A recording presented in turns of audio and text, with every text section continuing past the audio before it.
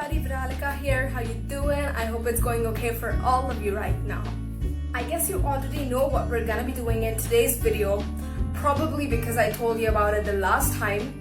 Since there are 10 basic vowels in Hangul and we're already done with 6, we are left with 4 more vowels, which is exactly what we're gonna be doing today. Before we begin, let me just tell you that today we're not doing a recap in the beginning like right now, but once we're done with the remaining 4 basic vowels of Hangul, we'll do a review of all the vowels together. So stay tuned for that and let's start. Number 1 is U. To remember the shape, think of it as a stroke under a horizontal line.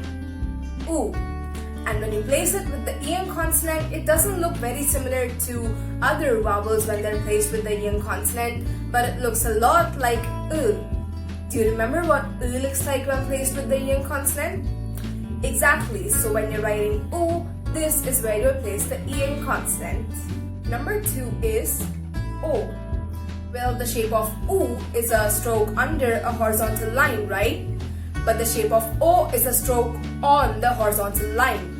And if I had to write this in English, I would probably write the vowel O. But the thing is, the sound of this Korean vowel is not as pressurized as the English O. Try to hear the difference. O, O, O, O. Can you hear it?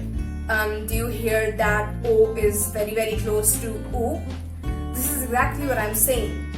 Well, if you want to write it down for remembering, you can obviously write O, but just keep the sound in mind.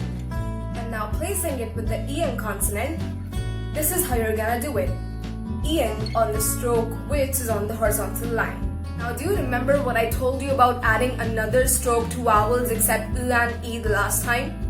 I told you that if you add another stroke to vowels which already have one, it gives them a Y sound. For example, the vowels A and O. If you add another stroke to these, it makes them Ya and Yo. I feel some of you have already guessed what I'm gonna say next, but if you can't tell, let me help you.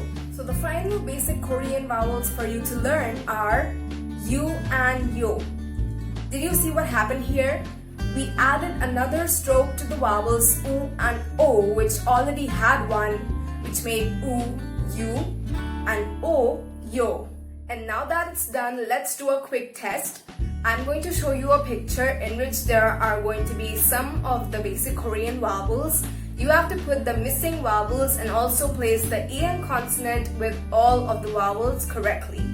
So 5 out of the 10 basic Korean vowels have been given here. Take some time to see and check which vowels are missing, and then we'll put them in the place. Okay, so I really hope you got all of them right. The missing vowels have been put into their places. Also, I just made the vowels which were missing colorful to highlight them. And this here is the placement of the EN consonant with all the vowels. Well, I really hope you got all of those right.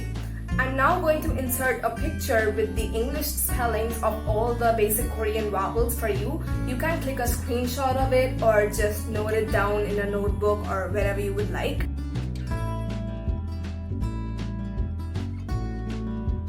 So how does it feel now that you have learned all the basic Korean vowels just by watching 3 YouTube videos? Feels pretty great, right? Well, in my next video, we're gonna start with the basic Korean consonants, and I'm sure you're excited because I am too. Well, don't turn this excitement of yours off until my next video comes out. So till the next time I see you, goodbye, stay healthy,